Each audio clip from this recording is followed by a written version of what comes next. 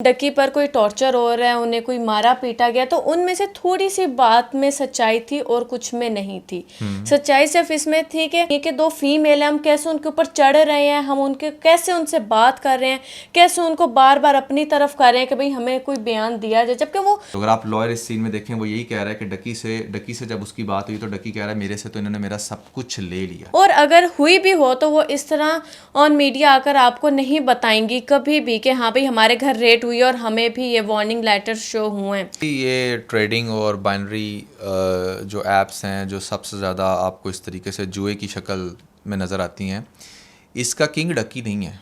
ये बात मैं आपको पहले वाज़ह कर लूँ, इसका किंग कोई और है। जब वो मुल्क में आएंगे तो मेरे ख्याल से उन पर फ़ौरन से कार्रवाई होगी और उनको भी बहुत अच्छे से पता है कि हमें फ़ौरन से पकड़ लिया जाएगा।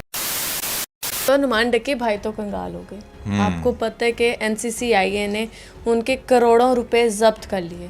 अगर हम लोग आसान अल्फाज में अपनी ऑडियंस को समझाएं तो ये बात कि उनकी आज तक की जितनी भी सेविंग्स थी, जितनी जमा पूंजी थी, वो सब कुछ हथिया ली गई है। वो सब कहते हैं जी मैं सब कुछ तो दे चुका हूँ, फिर मैं क्या बताऊँ।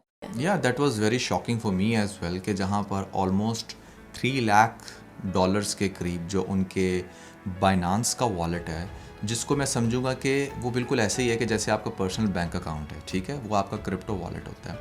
और वहाँ से चूँकि इसको ट्रेडिंग में बंदा डॉलर से अर्न करता है और डॉलर से फिर ऑनवर्ड क्रिप्टो में जो आपने अपने पर्सनल वॉलेट में पैसे रखे हैं, तो वो शायद उनकी नज़र में वो सारा पैसा वहाँ से अर्न किया गया था, तो उसको वहाँ से सारे के सारे वो जो डॉलर्स थे वो जब्त कर लिए गए हैं। और इवन के सुनने में तो ये भी आया कि जिस तरीके से उसको थोड़ा सा टॉर्चर किया गया है, उससे पूछा गया है कि उसकी बाकी की जो भी प्रॉपर्टीज़ हैं, चाहे वो मुल्क के अंदर या मुल्क से बाहर, उन सबको जब्त कर लिया गया। उन सबको जब्त कर लिया गया। इसके साथ ही नुमान इस वीडियो में मैं आपको कुछ चीज़ें और बताऊंगी। पहली बात ये कि सिस्ट्रोलॉजी के घर पे रेड हुई है, उनके भी कुछ लोगों को गिरफ्तार किया गया और कुछ उसकी बहनें जो हैं वो मुल्क से पहले ही फरार हो गई हैं। वो उनमें से सिर्फ एक जो प्रेग्नेंट है वो पाकिस्तान में, बाकी पूरा घर का घर उनका फरार हो चुका है। दूसरी बात यह कि डकी की तबीयत एकदम बहुत ज़्यादा ख़राब हो गई थी, जिसकी वजह से उन्हें हॉस्पिटल भी लेकर गए हैं। ये भी कुछ चीज़ें चर्चा में थी जो बार बार सुनने में आ रही थी। वैसे तो पाकिस्तान का ये एक ट्रेंड रहा है कि जब भी कोई भी स्ट्रॉन्ग पर्सन, चाहे वो पॉलिटिशियन हो या कोई बिजनेसमैन या फिर कोई भी,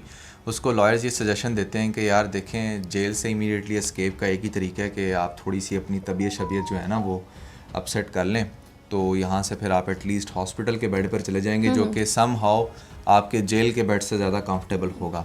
और कुछ केसेस में तो ये भी देखने में आया कि मुल्क से बाहर जाने का भी सबसे बेहतरीन तरीका यही जो है ना वो निकालते हैं। लेकिन उमान डकी कोई जेल में नहीं है, डकी इन्वेस्टिगेशन में है। हाँ बिल्कुल, वो NCCI उसको अरेस्ट करके उन्होंने कोई जेल में नहीं बंद किया हुआ, ठीक है ना, जिसमें आप कैदी को रखते हो।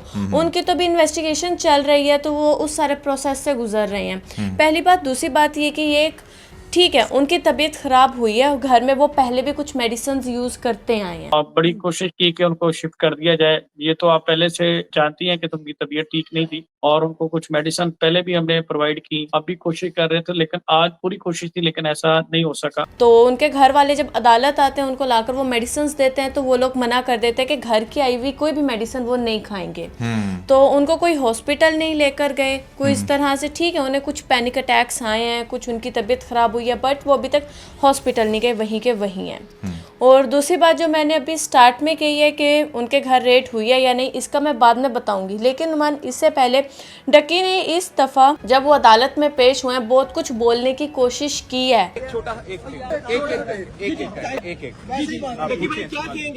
अपना बयान देने की कोशिश की है, लेकिन उन्हें अजीब तरीके से खींच लिया गया है। उनके कान में सख्ती से उन्हें कहा गया है कि कुछ बोलना नहीं है। और तो पहले आप ये डकी की बात सुन लें। जी, मैं सबसे पहले तो स्टार्ट करना चाहता हूँ कि मैं रोस्टिंग के ज़माने में रोस्टिंग वीडियोस वगैरह बनाता था, जो कि एक अनएथिकल कंटेंट है। तो एक तो मैं पूरे पाकिस्तानी कौम से उसकी माफ़ी मांगता हूँ। उसके बाद कुछ एप्लीकेशन की मुझे प्रमोशन आई जिसकी मैंने तस्दीक किए बगैर, क्योंकि वो टीवी पे इतनी नॉर्मल और कॉमन हो चुकी थी, PSL के मैचेस पे आ रही, तो मैंने उस चीज़ को नहीं देखा कि ये पाकिस्तान में अलाउ है नहीं है, तो मैं उस चीज़ की भी।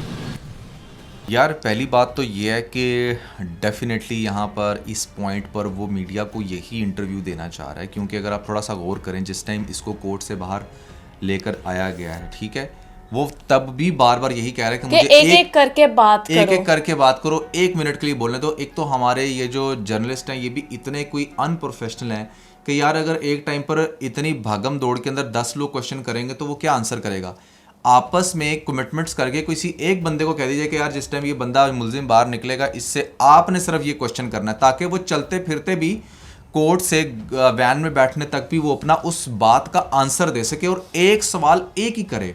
होता क्या है ना कि इतने सारे लोग जब क्वेश्चन उससे कर रहे हैं तो एक तो उसे खुद समझ नहीं आ रही, और दूसरा ये है कि उसने दरमियान में परमिशन लेके 1 मिनट के लिए खड़ा होने की कोशिश की है, लेकिन अगर वो खड़ा भी हुआ है तो इतने लोग उसके ऊपर पागलों की तरह क्वेश्चन कर रहे हैं कि वो आंसर ही नहीं दे पाया। और उसके बाद अगर आप थोड़ा सा गौर करें तो शायद FIA की जो टीम है वो भी थोड़ा नाराज़ हो गई थी आई गेस कि उन्होंने एक स्पेसिफिक जगह पर जाकर गाड़ी थोड़ी देर के लिए रोकी है और रोक कर उससे कोई बात वगैरह की है। आई डोंट नो कि उसको शायद यही कहा होगा कि पता नहीं उसको अलाउ है या नहीं है, वो कोई बात कर सकते हैं नहीं, बट फिर भी one reporter was manage to go और वो जाकर उससे वो कुछ क्वेश्चन करता है जिसका उसने ये जवाब दिया।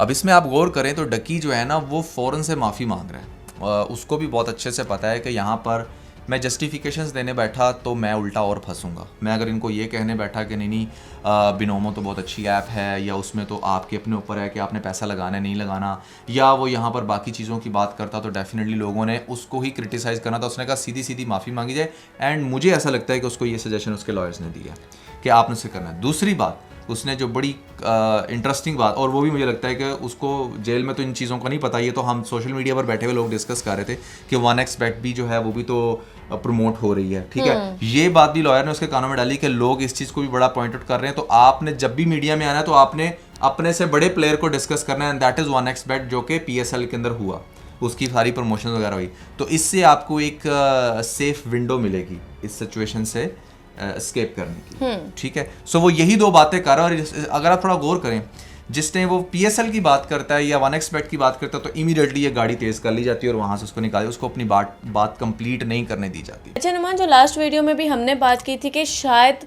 डकी पर कोई टॉर्चर हो रहा है, उन्हें कोई मारा पीटा गया, तो उनमें से थोड़ी सी बात में सच्चाई थी और कुछ में नहीं थी। सच्चाई सिर्फ इसमें थी कि उनको वाकई मेंटली टॉर्चर भी किया गया और थोड़ा सा फिजिकली भी किया गया, जैसे कि बहुत घंटों उन्हें खड़ा रखा गया, उनको मेंटली इतना टॉर्चर किया गया कि उनसे बहुत अजीबोगरीब क्वेश्चन किए गए। लेकिन उन्होंने ये कहा कि मेंटली तौर पर मुझे टॉर्चर किया जा रहा है। थोड़ा सा उन्होंने ये बताया कि कुछ देर मुझे खड़े रखा। इसी तरह अरूप से भी बहुत सारे अजीबोगरीब क्वेश्चंस किए गए थे जिससे उसको भी मेंटली टॉर्चर किया गया था।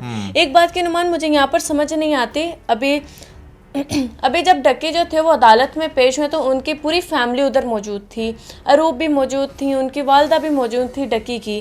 अगर वो लोग नहीं कोई अपना बयान देना चाह रहे हैं, रिपोर्टर्स को नहीं कोई बात करना चाह रहे, तो इनको कोई तमीज़ नहीं है, कोई लिहाज नहीं है कि दो फीमेल हैं, हम कैसे उनके ऊपर चढ़ रहे हैं, हम उनके कैसे उनसे बात कर रहे हैं, कैसे उनको बार बार अपनी तरफ कर रहे हैं कि भाई हमें कोई बयान दिया जाए, जबकि वो क्लियरली वो हाथ से इशारा कर रही हैं। ज़िया जो उसका भाई है डकी का, वो बार बार उसको खींच कर लेकर जा रहे हैं उन लोगों को कि आ जाओ, हमने कोई बयान नहीं देने की, फिर भी इतना पागलों की तरह पीछे पड़े हुए हैं उसके।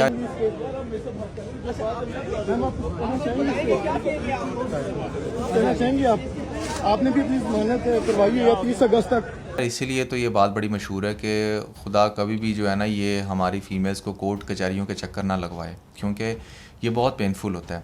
अगर आप इस वीडियो में भी थोड़ा सा गौर से देखें तो ये रिपोर्टर हैं या पता नहीं लोकल लोग हैं या पता नहीं कौन लोग हैं, एक तो वो ज़बरदस्ती उनसे क्वेश्चन कर रहे हैं, जब वो नहीं बोलना चाह रही तो उनको आगे से ये मुझे साउंड सुनने को मिला था, आप कुछ भी बोलने मत, कुछ भी बोले मत, अच्छा कुछ भी बोले मत, बस हमें वीडियो बनाने दें। अब वो वीडियो बनाने से भी जब वो वहाँ से जा रही हैं तो एक बंदा हंस रहा है, कैमरा उसने हाथ में पकड़ा हुआ और हंस रहा है उस देख कर। भाई इसका क्या मतलब है? मतलब तुम्हें थोड़ी भी शर्म नहीं आ रही कि यार एक फैमिली है जो बेचारी बड़ी इस दफ़ा ट्रॉमाटाइज हुई हुई है, उन्हें ऑलरेडी कुछ समझ नहीं आ रहा कि वो क्या करें, और ऊपर से आप लोग जो है वो उनके ऊपर चढ़े हुए हो, तो दिस इज़ वेरी अनफॉर्चुनेट। और यही सब कुछ देखने के बावजूद अगर उसकी फैमिली फिर नहीं आएगी अदालत में, ठीक है, फीमेल्स नहीं आएंगे तो यहीं पे लोग क्वेश्चन उठा देंगे, भाई अरूप तो जी साथ छोड़कर चली गई है, अरूप तो इधर नहीं आ रही। लेकिन इस सारे मामले में मैं पर्सनली एज अ गर्ल अरूप को बहुत ज़्यादा अप्रिशिएट करूँगी, जैसे वो हर टाइम पर डकी के साइड बाय साइड नज़र आती है हमें। ठीक है, हैप्पी मोमेंट्स में तो थी वो, लेकिन हमने कभी भी उसको इस तरह नहीं देखा कि डकी पर कोई भी FIR फाइल हो रही है, कुछ भी हो रहा है, तो वो साइड पर चली गई, अपने पेरेंट्स के घर चली गई है। जबकि इस पूरी अदालत में कहीं पर भी अरूप की साइड से कोई नज़र नहीं आता, बट अरूप वहाँ पर मौजूद होती है। तो आई रियली अप्रिशिएट है कि वो बहुत अच्छा साथ दे रही है। एज अ पार्टनर उसका यही हक बनता था। लेकिन नुमान इसके साथ ही, नुमान अब आपको क्या लगता है ये जो सारी चीज़ें जब्त हुई हैं डकी से, उसको वापस मिलेंगी? यार इसके अंदर ना मेन चीज़ ये है कि अगर तो FII या जो NCCI जो भी इन्वेस्टिगेशन कर रहे हैं वो इस चीज़ में कामयाब हो जाते हैं कि हाँ बिनोमो से जो इसने प्रमोशन की है उससे इसने ये पैसा कमाया और वो पैसा उससे बहुत ज़्यादा हो जाता है जो पैसा ऑलरेडी इसके पास है।